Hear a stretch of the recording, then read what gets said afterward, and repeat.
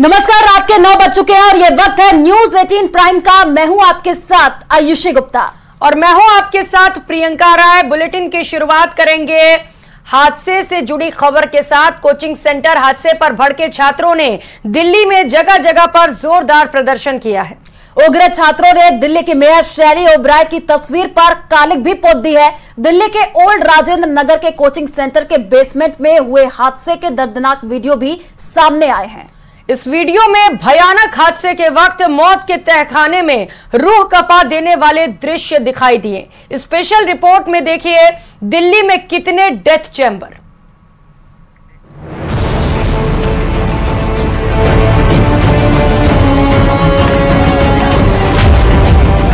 इसमें तो direct criminal negligence का केस बनता है और इसके लिए सरकार ने त्वरित गति से इसे जांच करने के निर्देश दे दिए गए। उसकी जांच हो रही है।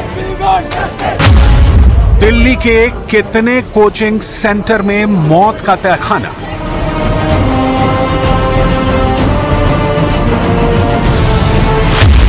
अंडरग्राउंड डेथ चैम्बर में कितने कोचिंग सेंटर।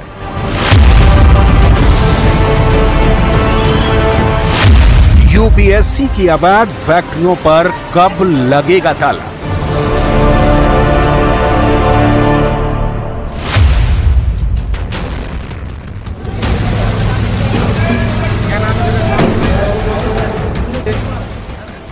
बाढ़ की शक्ल में मौत यहां आई या बुलाई गई। क्या दिल्ली के ओल्ड राजेंद्र नगर के कोचिंग सेंटर में छात्रों को मौत के मुंह में धकेला गया?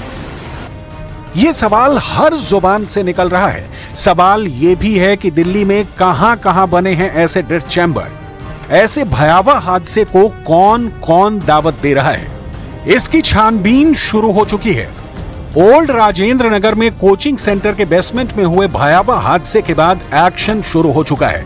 लेकिन जो दर्दनाक और भयानक हादसा आईएस कोचिंग सेंटर में हुआ, उसके कई वीडियो कलेजा कपा रहे हैं। मौत ने कैसे धावा बोला, महज कुछ मिनट में कैसे 3 जिंदगियां खत्म हो गई।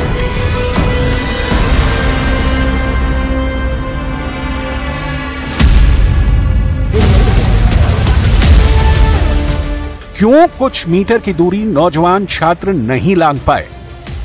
गटर के पानी में दम घोंटू मौत के दृश्य रूह कपाने वाले हैं। तस्वीर ओल्ड राजेंद्र नगर के उसी आईएस कोचिंग सेंटर के बेसमेंट की हैं जहां 3 छात्रों की मौत हो गई। तस्वीरें उस वक्त की हैं जब बेसमेंट में पानी भरना शुरू हुआ था। घुटने तक पानी भरने के बाद ही बेसमेंट में अफरा तफरी शुरू हो गई थी। कुछ देर पहले इत्मीनान से यहां बनी लाइब्रेरी में परीक्षा की तैयारी कर रहे छात्रों को अंदाजा भी नहीं था कि मौत ने दस्तक दे दी है।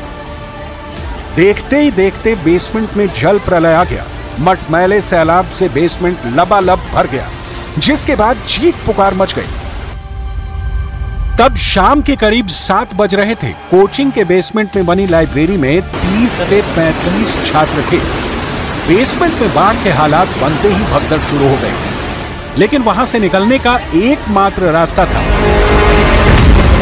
ऊपर से गंदे और मटमैले पानी के चलते कुछ दिखाई भी नहीं दे रहा था, जिससे छात्र एक एक कर बेसमेंट से बाहर निकलने की कोशिश करते रहे। इसी बीच दिल्ली अग्निशमन विभाग को जल भराव की जानकारी मिली। फोन कॉल पर मिली सूचना के बाद रेस्क्यू टीम एक्शन में आई। पुलिस और रेस्क्यू टीम ने युद्ध स्तर पर ऑपरेशन शुरू किया, लेकिन तब तक देर हो चुकी थी। जब तक बेसमेंट से 14 छात्रों को निकाला जा सका, पानी 12 फीट ऊंचे बेसमेंट की छत को छूने लगा था। हादसे का ये दूसरा वीडियो देखिए। हृदयेश चौहान नाम के चश्मदीद ने यह वीडियो शेयर कर दावा किया कि हादसे के वक्त वो भी बेसमेंट में फंसा था।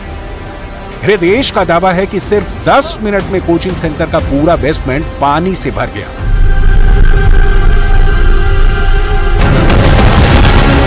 जिस जगह बेसमेंट की लाइब्रेरी बनाई गई थी, वहां आने जाने का एक ही रास्ता है।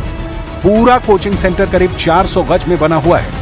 बेसमेंट में फंसे स्टूडेंट्स को बाहर निकालने के लिए पहले रस्सियों का इस्तेमाल किया गया। बाद में एनडीआरएफ के गोताखोरों ने रेस्क्यू शुरू किया। एनडीआरएफ, स्थानीय पुलिस और अग्निशमन विभाग की ओर से चलाए जा रहे बचाव अभियान में 14 छात्र बचाए गए, लेकिन 2 छात्राओं और 1 छात्र की जान नहीं बचाई जा सकी। कोचिंग सेंटर के बेसमेंट में जलभराव में जान गंवाने वाले तीनों स्टूडेंट अलग अलग राज्यों से दिल्ली आकर आईएएस की तैयारी कर रहे थे। उनके बारे में पता चला कि तान्या सोनी की उम्र 25 साल थी, श्रेया यादव की उम्र 25 साल और नवीन डाल्विन की उम्र 28 साल थी।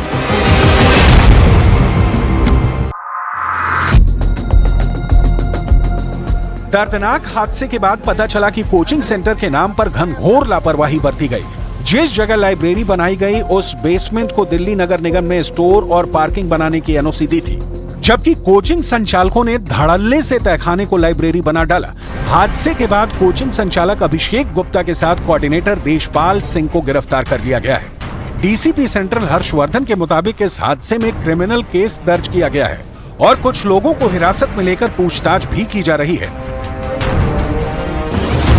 ये कोचिंग सेंटर हादसे की एफआईआर है, जिसमें साफ साफ लिखा है कि बेसमेंट में लाइब्रेरी चलाने के कागजात मांगने पर कोचिंग मालिक पेपर नहीं दे पाए। एफआईआर में लिखा है कि कोचिंग मालिक ने बेसमेंट में ड्रेनेज सिस्टम न होने की बात कबूल की है। दिल्ली पुलिस ने कोचिंग सेंटर हादसे के बाद पूरे इलाके की सख्त निगरानी भी शुरू कर दी है।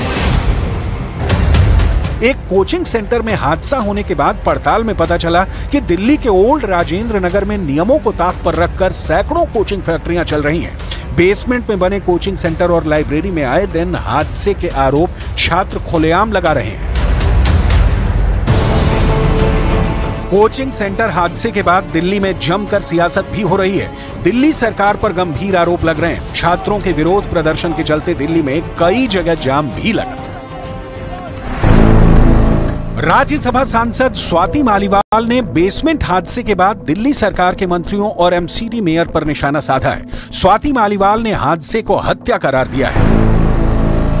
वहीं आम आदमी पार्टी के सौरभ भारद्वाज ने आरोप लगाए हैं कि पिछले महीने हुई एक मीटिंग के दौरान अधिकारियों ने कहा था कि दिल्ली में ड्रेन और सीवर से गाद निकालने का काम ठीक से नहीं किया गया, जिसके चलते पूरी दिल्ली में जलभराव हो रहा है। कोचिंग सेंटर हादसे पर गरमाई राजनीति के बीच परिजनों के इन सवालों का जवाब किसी के पास नहीं कि हादसे का असल जिम्मेदार कौन है। हादसे में जान गंवाने वाली तान्या सोनी के रिश्तेदार की ये दर्द भरी मांग की सुनवाई कौन करेगा? दिल्ली में प्रतियोगी परीक्षाओं की अवैध फैक्ट्रियों की भरमार है, जहां नियम कायदे की परवाह किए बगैर छात्रों की जान से खिलवाड़ हो रहा है। ओल्ड राजेंद्र नगर में हुए हादसे के बाद एमसीडी बड़े एक्शन की तैयारी में है। देखना यह है कि कोचिंग सेंटरों के कितने तहखाने पर ताला लगता है।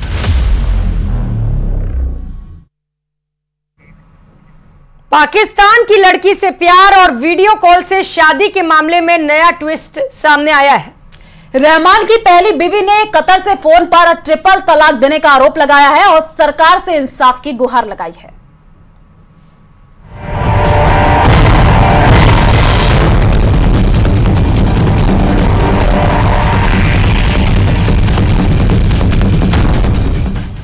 पाकिस्तान वाले प्यार में नया ट्विस्ट। महविश के लिए छोड़ा बीवी का साथ, फरीदा को फोन पर दिया ट्रिपल तलाक।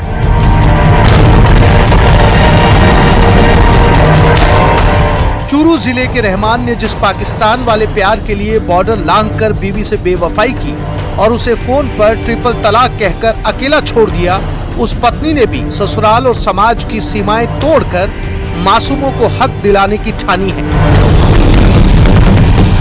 महविश के भारत आने के बाद हनुमानगढ़ में रह रही फरीदा के सब्र का बांध टूट गया। फरीदा अपने पिता के साथ सीधे थाने पहुंच गई। उसने रहमान और ससुराल वालों के खिलाफ दहेज प्रताड़ना के साथ 3 तलाक का मुकदमा दर्ज करवा दिया है। बादला की बेटी फरीदा है। ये फरीदा का विवाह 2011 में गांव पिथीसर जिला चूरू के निवासी रहमान के साथ हुआ था। आज उसी रहमान ने फरीदा को और अपने बच्चों को धोखा देते हुए एक पाकिस्तानी महिला के साथ विवाह करने की वीडियो जारी कर। फरीदा का कहना है कि 17 मार्च 2011 को चूरू जिले के पीतीसर गांव के रहने वाले रहमान खान से उसकी शादी हुई थी। शादी के कुछ समय बाद रहमान विदेश चला गया। उसने रहमान के बिजनेस के लिए परिवार की ज्वेलरी तक बेच दी। फिर अचानक 1 साल पहले रहमान के पाकिस्तानी महिला से संबंध के बारे में पता चला। विरोध किया तो ससुराल वालों ने उसे प्रताड़ित करना शुरू कर दिया। इस बीच वो अपने पिता के यहाँ आ गई। कुछ दिन बाद रहमान ने भी फोन पर 3 तलाक कहकर पल्ला झाड़ लिया।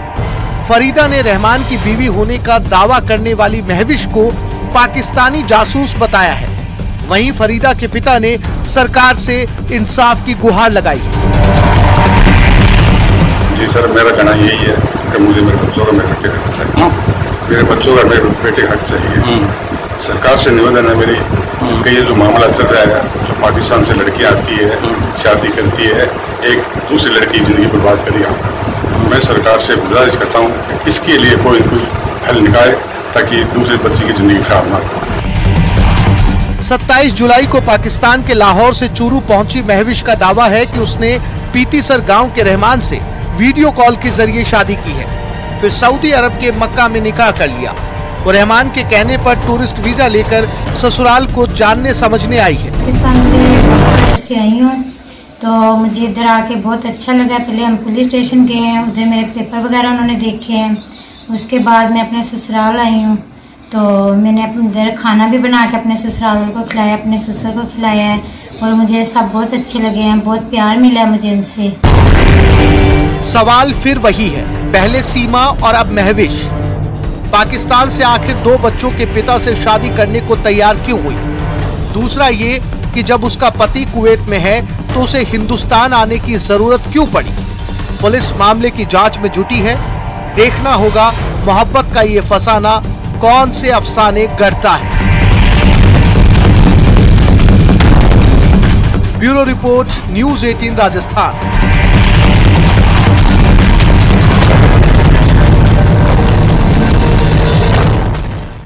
और पाकिस्तान से आई बहू महविश अपने ससुराल में खूब काम कर रही है और अपने सास ससुर का पूरा ख्याल भी रख रही है।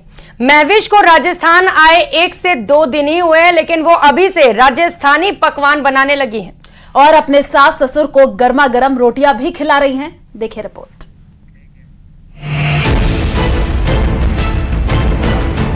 प्यार मोहब्बत से रहे, ठीक है, मैं उसके साथ रहना पसंद करती हूँ। और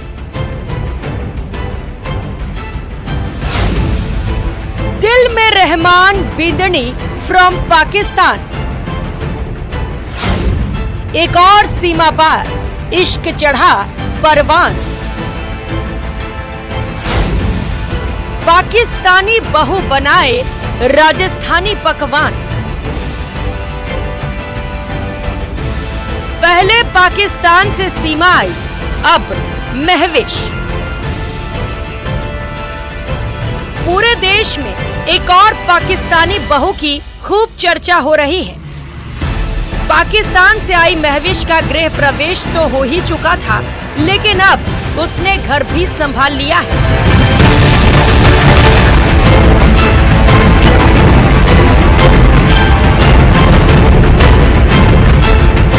चूरू के पीथीसर गांव में अपने ससुराल में महविश फुल ऑन देसी अंदाज में नजर आई।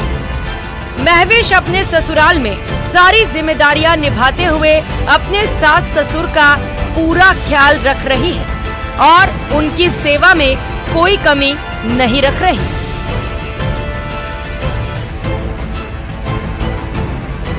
अपने ससुराल में महविश ने देसी अंदाज में राजस्थानी खाना बनाया और अपने सास ससुर को गर्मा गर्म रोटियां बनाकर खिलाई। सास ने उसे राजस्थानी मतीरी, टेंडसी और ग्वार की फली की सब्जी बनाना सिखाया। वहीं महविश ने परिवार के लिए चाय भी बनाया। महविश को ससुराल में खूब प्यार मिल रहा है और अब उसे कुवैत में रह रहे रहमान का भारत में आने का इंतजार है। अभी रहमान इधर आएंगे 15-20 दिन तक, क्योंकि उन्होंने खुद मुझे बोला है वो आ रहे हैं। उन्हें भी दिल है मुझे मिलने का, मेरा भी दिल था। इंशाल्लाह वो आएंगे। हमने कुछ गलत नहीं किया है, हमने निकाह किया है। कब किया था निकाह और किस तरह हुआ था निकाह? हमने पहले ऑनलाइन किया अदालत में, उसके बाद जाके हमने सऊदी अरब में किया। इधर पाकिस्तान की दुल्हन को पाकर परिवार के लोग खुश भले ही हो, लेकिन इनकी मुश्किलें भी बढ़ती जा रही हैं। महविश से निकाह करने वाला 2 बच्चों का पिता रहमान अभी कुवैत में है और महविश पीथीसर में। वहीं हनुमानगढ़ के भादरा में रह रही रहमान की पहली पत्नी फरीदा ने रहमान के खिलाफ दहेज प्रताड़ना का मुकदमा दर्ज करा दिया है, लेकिन इस पर महविश का कहना है कि रहमान उसके शौहर है और अल्लाह ने उन्हें मिलवाया है। मैं पाकिस्तान से वाघा बॉर्डर से आई हूँ, तो मुझे इधर आके बहुत अच्छा लगा। पहले हम पुलिस स्टेशन गए हैं, उधर मेरे पेपर वगैरह उन्होंने देखे हैं। उसके बाद मैं अपने ससुराल आई हूँ, तो मैंने अपने इधर खाना भी बना के अपने ससुराल को खिलाया, अपने ससुर को खिलाया है और मुझे सब बहुत अच्छे लगे हैं, बहुत प्यार मिला। मैं बिल्कुल ऐसी नहीं हूँ, मैं अपने, क्योंकि वो मेरे शौहर हैं, अल्लाह ने हमें मिलवाया है, हमारी जोड़ी अल्लाह ने बनाई है। इधर इस पूरे मामले को लेकर रहमान की मां ने कहा कि पाकिस्तान से आई उसकी बहू उसे काफी पसंद है और उनका कहना है कि वो पाकिस्तानी बहू को भी अपनी बेटी की तरह ही प्यार देंगी। मेरी बहू बहुत बढ़िया है, बहुत निवाजी परगजी है। अब गलत दुनिया बोल रहे गया तो वीडियो में चढ़ी है तो सब कुछ करेड़ी है। मैं 2 साल बात करी हूँ इससे। 5 टाइम की नमाज, 7 टाइम की पढ़ा नमाज। आज 7 टाइम की नमाज पढ़ा। सुबह उठिए 5 बजे उठ के ससुरा ने चाह करके दिए, मन ने चाह करके दिए नमाज पढ़ के हैं। आंगने की बारी तारी है, पोछा मारे और अब बने को खानों बना के दिए, ससुरा ने खुलाए, मानसा ने खुलाया, चाबी बना के पिलान लाग रही हूँ। मेरे बेटो पसंद करिए तो मेरे बेटे का मैं सागर हूँ। बहरहाल रहमान की पहली पत्नी फरीदा ने भादरा थाने में पति और ससुराल पक्ष पर दहेज का केस दर्ज करा दिया है। वहीं दूसरी तरफ पाकिस्तान की महविश अपने ससुराल में खुश हैं। अब देखना ये होगा कि इस मामले में आगे क्या होता है। न्यूज़ 18 के लिए चूरू से मनोज शर्मा की रिपोर्ट। और जयपुर से बड़ी खबर सामने आ रही है, जहां पर फैक्ट्री में भीषण आग लगी है। विश्वकर्मा इंडस्ट्रियल एरिया में ये आग लगी है। अगरबत्ती बनाने की फैक्ट्री बताई जा रही है, जिसमें आग लगने की सूचना मिल रही है। 20 दमकल की गाड़ियां मौके पर पहुंच चुकी हैं। आग बुझाने की कोशिश लगातार जारी है।